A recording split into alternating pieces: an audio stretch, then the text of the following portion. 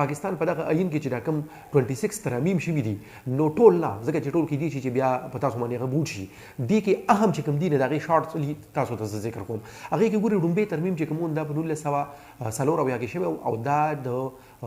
ایست پاکستان چې کله بنګلادیش شو نو په پاکستان پر عین کې هغه شانداري کړي چې پاکستان وفاق چې کوم دی هغه د پاکستان چې کوم څلوري صوبې دي او د سره مشرقي پاکستان په دې د دې نه جوړ دی په دې باندې مشتمل دی نو دا کله مشرقي پاکستان دا خبره یې لري کړه او د باونډریز یې ریفاین کړل چې د پاکستان اوس کوم موجوده پاکستان دی بس دا پاکستان دی دویم ترمیم هغه ترمیم دی چې خلک په دې باندې یادوي چې دا هغه ترمیم دی چې د دې په لاره باندې قادیانان یعنی هغه خلک چې هغه محمد صلی الله علیه وسلم اخیری نبی نه مني هغه کافران ډیکلیئر کړل نو دا په عین کې داسې نه دي لیکلي شوي چې قادیانان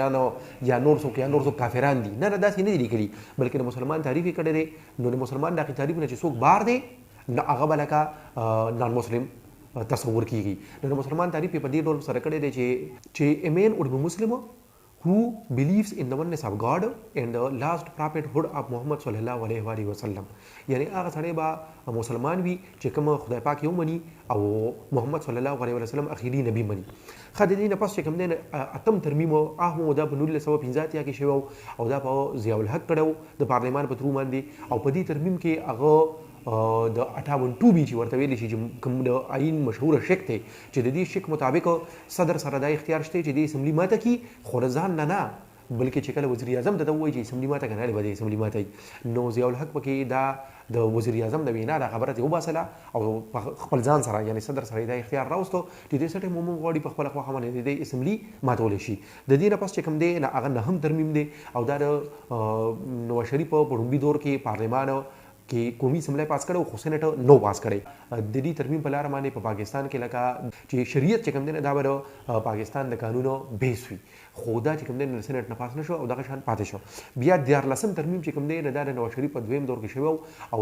چې غلام اسحاق خان دوه پیرې د اسمبلی ماته کړه بیا فاروق ټغري یو پیرې د اسمبلی ماته کړه او د 1990 په دغه دهایي کې درې پیرې ته بې وخت حکومت ختم کړی شو چې نواز شریف کله راغی هغه سره په دغه وخت کې دوه تیهايي اکثریت مو نه هغه په عیني ترمیم کو او عیني اوریجنل شپ ته بیا واپس کو او د صدر نه د اسمبلی ماتولو په خپل خواخه چې کوم اختیار هغه ته واپس واغستو چې کوم 15 ترمیم دی نو 15 ترمیم د نواز شریف په دغه دویم دور کې بیا دی او دا بیا د شریعت مطابق دی چې لکه شریعه ویل بی د سپریم لا اف د لینډ خدا بیا چې کوم دی نو پاس نشو د پارلمان نه د دې نه پس ولسم ترمیم دی ولسم ترمیم د مشرف په زمانه کې شوی دی او په دې کې که نورم شکونه وو خو په دې کې اهم خبره چې وانه هغه هم دک بیا وا چې بیا یو پیری ته جرنیل راغلی دی هغه ځان صدر کو هغه بیا ځان سره د اسمبلی ماتولو د اختیار واپس راوستو د دې نه پس اتلسم ترمیم دی چې کوم باره کې موږ د ویډیو جوړو نه هغه د دې نه پس وو خو اوس چې ورپسې کوم دی نه یوشتم او دیرشتم ترمیم چې کوم دی نو دا د ای پی ایس دا ټیک نه پسو چې په خبر کې به آرمي په سکول باندې کوم ټیک وشو نه دا هغه نه پس بیا پارلمان کې چې کوم سیاسي ګوندونه هغه ترمیم پاس کړ ملټری کورټس جوړولو لپاره چې په هغه کې دهشتګرد چې دي نه چې د هغه سپیډ ټرایل وشي او هغه ته سزاګانې ملو شي او درشتم ترمیم بیا هم چې کوم دی نه دی ملټری کورټس لای د 2 کالو لپاره مزید ایکسټنشن ورکو نو دا هم دغه مبارک لري د دې نه پس کوم اهم دی 15 ترمیم دی چې په هغه کې فاټا چې قبایلی لکه ورته ویل شي هغه د خیبر پختونخوا حصہ وګرځوله او شپږشتم ترمیم چې کوم دی ناغم د کفاټا سره ریلیټډ دی چې د قبایلی علاقو په قومي اسمبلی کې او په سېنات کې سیټونه کومو نو د قومي اسمبلی سیټونه ولا کم کړل دا هغه د آبادی مطابق کړل او د سېنات سیټونه ولا بالکل ختم کړل ځکه چې اوس خدای پښتونخوا سره چې د پښتونخوا کم سېنیټرز بس هغه به دا ریپرزینټ کوي او په صوبایي اسمبلی کې د پښتونخوا په اسمبلی کې چې د دې سیټس نو د دلته ولا سیټس مقرر کړل نو دا چې موږ تر اوسه په کم ذکر وکړو دا د اهمو ترمیم اوس د اتلسم ترمیم چې کوم خبره کو نو ما څنګه تاسو ته وایي چې دا پوره یو پیکج و چې د دې په نتیجه کې ډیر زیات چینجز په عین کې راغله نو د 19 اپریل 2010 کې د هغه وخت صدر زرداری چې اوس هم صدر دی د هغه ساين سره د باقاعده قانون شو دغه چینجز سو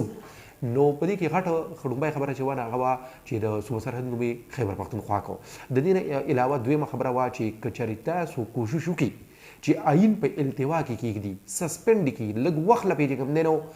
عمل درآمد ودري نو دغه سړی باندې بر سنگین غدارای مقدمه چلیږي او دیبا غدار ډیکلیئر کیږي چې چریدا په دمانه ثابت شو او د دې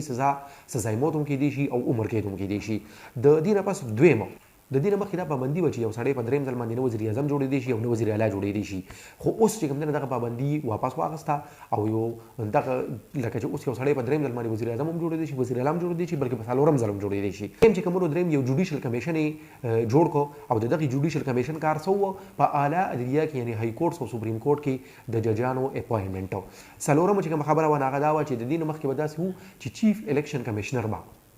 د حکومت په خواخه باندې راته نو اوس حکومت چې کومې پارټۍ دی هغې خو به خپل سړی راولي او په راتلونکي الیکشن کې هغه د فایده ورکولی شي نو په دې وجه باندې دا خبره پکې شامل کړه چې چیف الیکشن کمیشنر به صرف د حکومت یعنې د وزیر اعظم په خواخه نه راځي بلکې وزیر اعظم به د اپوزیشن لیډر په مشوره باندې دا سړی لګوي بل پکې اهم پوینټ دا شامل و چې اسلام آباد های کورټ یې جوړ کو د پېښور های کورټ یې په منګاورا کې رجسټري برانچ قایم کو او د بلوچستان های کورټ یې په توربت کې رجسټري برانچ قایم کو وګړو لپاره په ټول پاکستان کې د میټرک پورې تعلیم چې دی به فری وي په سرکاري سکولونو کې هغې پورې په عین کې د جنرال ضیاء الحق نوم لیکلی شوی و هغه پکې په خپله لکه په ترمیم کې دا راوستی و نو دوی چې د جنرال ضیاء الحق هغه نوم چې دی د هغه یې د لرې کړو ورپسې چې کومه وه نو د مشترکه مفادات کونسل یعنې کونسل اف کامن انټرسټ د دې ریسټرکچرینګ وکړو د دې نه مخکې د مشرف په زمانه کې هغه داسې کار کړی چې د دې اهمې ادارې مشر چې دی هغه به صدر و اوس د هغې مشري بیا واپس وزیر اعظم له ورکړه په ورپسې چې کومه لسمه خبره ده هغه دا ده چې د صدر نه یې د اسمبلۍ ماتولو دغه اختیار واپس واخیستو چې کوم چې ولسم ترمیم کې مشرف ځان سره راوستی و د دې نه پس چې کومه غټه خبره وه چې هغه د دې ترمیمو پهچان جوړ شوی دی نو هغه صوبایي خودمختاري وه کوي چې په پاکستان کې به کله قانون سازي کېده نو درې لیسټ یو ته به فیډرل لیجسلیټیو لیسټ نو د هغې نه وفاق سره چې کومې محکمې وي نو هغوی به د هغې لپاره قانون سازي کوله بل چې کومونه هغې ته به وي پروینشل لیجسلیټیو لیسټ د هغې کې هغه ایریاز وو چې هغې کې صوبایي اسمبلي قانونونه جوړول شي په دې کې په مینس کې یو بل لیسټ و هغې ته به کنکرنټ لیسټ وي او کنکرنټ لیسټ کې هغه محکمې او ادارې وي چې د هغې نه صوبایي حکومت اسمبلي هم قانونونه جوړولی شي او چې کوم پارلمان دی په وفاق کې د هغې هم قانونونه جوړولی شي خو که چېرې داسې وشي چې دوه قانونونه جوړ شو او هغې کې چې کوم دی هغه قانونونه صوبایي قانون چې کوم دی او وفاقي قانون چې کوم دی یو بل سره په کلیش کې راځي ټسل کې راځي نو بیا به د وفاق دا قانون معتبر ګڼلی شي او د صوبایي هغه قانون چې کوم دی نه هغه نه چلېږي د چا نه چلېږي د دې خبرې خو دا مطلب شو چې دا په ایکچوال کې د ادارې چې کومې دي د محکمې چې کومې دي نو دا وفاق سره دي د دې نه مخکې صوبو سره اختیار ډېر کم و د قانون سازۍ اختیار ورسره ډېر زیات کم و نو دقه د کنکرنټ لیسټ نه خاتمه او په کنکرنټ لیسټ کې چې کومې محکمې او ادارې دي او وزارتونه دي دا ټول دي صوبایي حکومتونو ته او صوبایي اسمبلۍ ته میلاو شي دا د اے ان پي د پاکستان پیپل پارټي او د جمهوریت پسنده پارټۍ چې کومې وینې دا د هغوی د ډېر وخت نه یو غټه مطالبه وه نو دا په دې اتلسم ترمیم کې ومنلی شوه چې کومې وزارتونه صوبایي حکومتونو ته میلاو شو نو هغه دا دي ګورئ د صحت وزارت د تعلیم وزارت د بلدیاتو وزارت د سماجي بهبود یعنی سوشل ویلفیر د زراعت سیاحت ماحولیات امور نوجوانان یعنی یوت افیرز خصوصي تعلیم کیل خواتین کې بهبود یعنی ویمن ویلفیر او د زکات او عشر دا علاوه ان اف سی چې کوم دی چې په 1991 کې د هغې یو فارموله پیښ شوې وه او د هغې فارمولې مطابق په مرکز او په صوبو کې د پیسو به کم تقسیم کېده سره نوې د هغې تشکیل وکړو او دې سره سره چې کوم دی یو نوې فارموله هم بیا د دې ترمیم نه پس جوړه شوه چې په هغې کې د صوبو حصه چې کوم دی هغه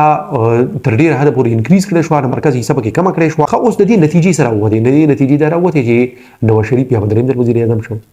شهباز شریف بیا په درېیم ځل وزیر اعلی شو نو شریف فیملي ته غټه فایده ووته دې سره سره چې کوم دی دا په سند کې اوس چې مراد علي شاه په درېیم ځل وزیر اعلی شو د دې نه مخکې کریم علي شاه په درېیم ځل وزیر اعلی شوی و د پښتونخوا نوم چې کله بدل کړی شو نو په پښتونخوا کې میشته پښتانه په دې باندې ډېر زیات خوشحاله شو خو هزاروال چې کوم دي چې کوم هند کو سپیکرز دي هغوی هغه وخت په دې باندې ډېر غټه د خفګان څرګندونه کړې وه د دې نه علاوه بل چې کوم دی صوبایي خودمختاري میلاو شوه او د هغې چې کوم پولیټیکل ایډوانټیج دی هغه ډېر زیات دی چې په کار وه چې دا ډېره مخکې د صوبو له دا خودمختاري ورکړې شوې وه خو دا معاشي دغه مسله پکې جوړه شوه چې وفاق اوس اکنامک کرایسس سره مخ دي بله پکې دا ده چې صوبو د اهلي ده چې صوبو ته کله د وفاق نه تیار به تیاره باندې پیسه راځي نو هغې ریونیو کلیکشن ډېر زیات کم دی او لاس یې تړلي دي او وفاق دغې پیسو ته ناست دي تیاره باندې نو دا هم یو ښه خبره نه ده که نه